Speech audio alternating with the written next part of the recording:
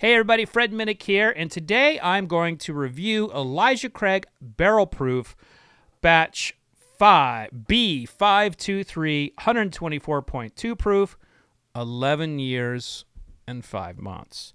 That's right, they have lowered the stated age on Elijah Craig Barrel Proof. What once was a 12-year-old is now an 11-year-old. Will that continue? I don't know. I should have asked that question before I started this video, but I was too busy, wanting to do this rant about age statements. Now, if you are someone who are just come to this channel and you want to see my reviews, you don't care about the history, you don't care about anything but other than what I think about the bourbon, first of all, I'm probably not the best channel for you if you just want reviews. I like to give history and context behind a brand, but I appreciate you still watching. You're going to want to fast forward through this rant because I'm about to go off on some age statement stuff. So, fast forward if you just want to watch the review. So, an age statement is basically the number of years a bourbon has been in a barrel. And when you put all of these barrels together and you want to put an age statement on the bottle, the age statement must represent the youngest barrel in the batch. So, for example, if you have a batch of 15, 20-year-old barrels, but you have one 5-year-old barrel, and you wanted to place an age statement, by the federal code, that age statement must be 5 years old. But here's the deal. You don't have to put an age statement. There's no law requiring it. However, it means something to consumers. And anytime a bourbon brand drops their age statement, they say, well, it doesn't really matter. It's more about the taste. Then my argument is, then why is the age statement even there to begin with? Why do you put an age statement on Henry McKenna or Michter's 10-year-old? If age does not matter, why are age statements even out there? This is a debate that's come up in Scotch a ton. It comes up in rum in a different context because a lot of people lie about their ages in rum. But in bourbon, I really do feel like age statements matter more in this category than any other category because by law, bourbon has to go into a new charred oak barrel. And if you don't put an age statement on there, then at least on the back label on your website, give us some transparency about the composite of it. How many? What's the age range of the batch? We are getting better that way, but I want to commend Knob Creek, Jim Beam, when they took the age statement off of Knob Creek. I was pissed like everybody else. And then they brought it back. And so I want to commend them for that because they realize and they believe too, I think, that an age statement does matter. So that being said, do age statements matter to you? Now, I'm about to show you some polling, but before I do that, please answer in the comment section. Does an age statement matter to you? Do you care? Is it more about the taste? Or did you just completely skip through this whole part and go to the review? But anyway, so I polled my membership community. Club Marzipan. Do age statements matter? 89% said yes. Now, granted, this is a club that is, crazy bourbon drinkers. They're coming to my virtual tastings once a month. They're coming to my taste camp. They're getting my barrel picks. We're doing meet and greets. We're just bourbon. They don't care about my celebrity interviews. They want to learn about the bourbon side of things, and I try to give as much knowledge as I possibly can. So that audience is probably not going to be a very good scientific measure of a general audience. But that being said, if you're watching this channel, you fall right in that too. You're probably spending way too much money on bourbon. And hell, you might even have a hidden credit card from your spouse. But there's some consensus amongst my membership community that dropping an age statement is bad. Like Sean here always assumes the worst from a company. Now, when they are dropping an age statement or lowering the tier of the age, they are essentially likely trying to meet demand or just get a product out as fast as they can. So the age on this is 11 year, 5 months. It may taste great. I haven't tasted it yet. It may be amazing. But if they felt like it was ready now. So they released it now. And, I think Philip's comment here resonates a lot with me because he's talking about I'll always be reminded of what once was. And that is where it really bites for me. You see, this whole story of dropping age statements for me really started in 2016 when Heaven Hill decided to drop the Elijah Craig 12-year-old age statement for the regular small batch. This was a devastating blow for a lot of us old school bourbon drinkers who would go into a store and buy this product for $22 to $30 depending on the market. The Elijah Craig 12-year dropping was it represented kind of like a change. It represented a change in the scene for bourbon lovers. This was the beginning, in my opinion, of no longer being able to find what you want. Now, I realize that myself and other critics have played a role in that by telling people about what is good out there. But that's part of our profession, as we share what we think about bourbon. And if people didn't want to hear it, they wouldn't listen. But that was the beginning of realizing that we are in new times. We're not going to really be able to find Pappy on the shelves, and Elijah Craig's changing, and soon Heaven Hill would change its bottled and bond. Larceny had already been rebranded. Buffalo Trace, Elmer T. Lee, Blanton's, Booker's, all these things were becoming more difficult to find. And so that, for me, that represented a very poignant moment in the bourbon rise. And here we are again with the Elijah Craig age statement being lowered. And it may be amazing. It may be amazing. But I want to throw it out there to any distiller even considering doing this. Ask yourself, why was the age statement on there in the first place? Don't give me the rationale of, well, we can't meet demand, blah, blah, blah, blah. No, tell me, why was the age statement even there? It's because the people who originally put it on there were very proud of that age. They were excited to put it to market. Now, does that age mean everything? Absolutely not. There could be a 7-year-old, 12-year-old bourbon that absolutely stinks, but that age statement does mean something.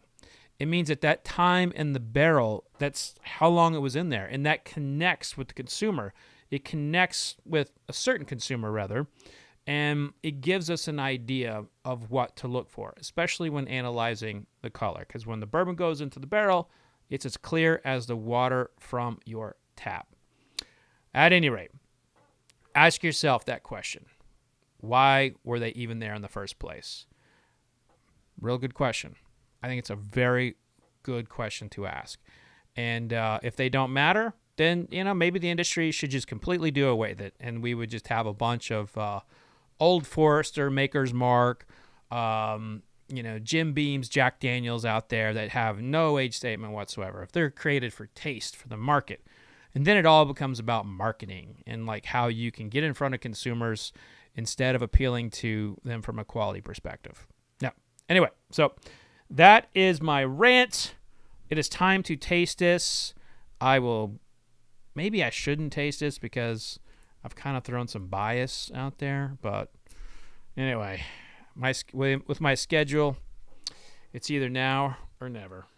Tomorrow, I'm doing the tasting finals for the Ascots, my spirits competition, and I have to taste 60 or something products, and my wife's out of town, so she is a runner, and she's doing this race called Ragnar. She's the captain of her Ragnar team. So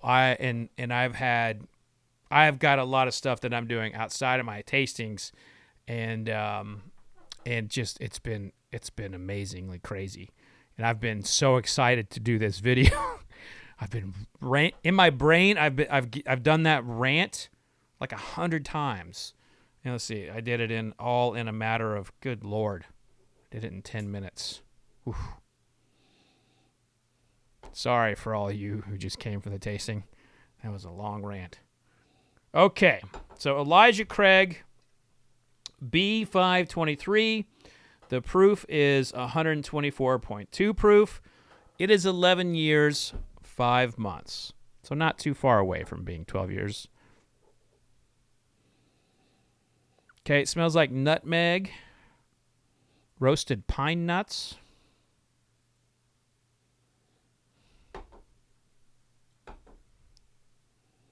Never got this in a Heaven Hill product before. Honey Nut Cheerios. Which makes me think of my lunch lady in the 5th grade. Oh, man. That's not a memory I want to remember. There was this kid in the 5th grade, or maybe it was the 4th grade. We're standing in line, and he just pukes everywhere. And he's like running out, holding his hand. Oh, why did I even think of that? Oh, my God. Oof. I have this horrible problem where I will just think of horrible moments in my life and gag. All right, like I said before, I have a lot of issues. That's just one of them. Okay, so to the taste.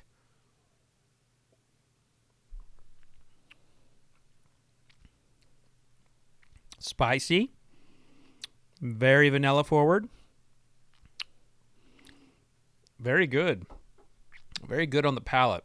Very spicy. Elijah Craig tends to be more holiday flavors like nutmeg, cinnamon.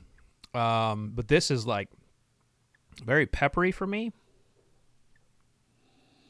Really just lasering up the back of my palate where I feel my spice notes.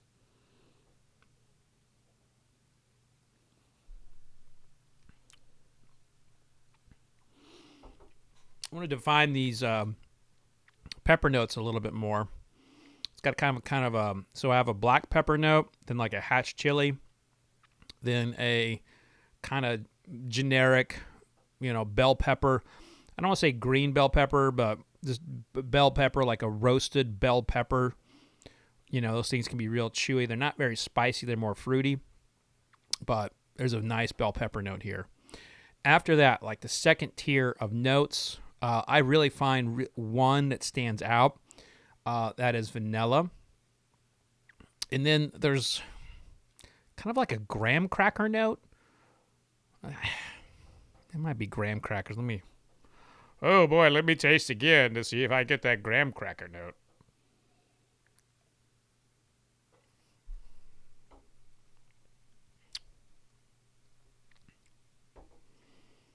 Yeah, it's graham cracker. Maybe a Cinnamon Toast Crunch or a graham cracker. I mean, I kind of maybe both. There's a cinnamon, there's a graham cracker note, and then it finishes pretty solid, actually. So I recommend this.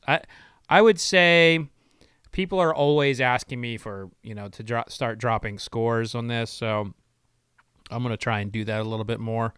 But I would be scoring this about a 91, which follows like, the highest score I've ever given was like a 97 in bourbon. Highest score I've ever given, period, was in rum. Foursquare, by the way, 2006. I gave it a 100.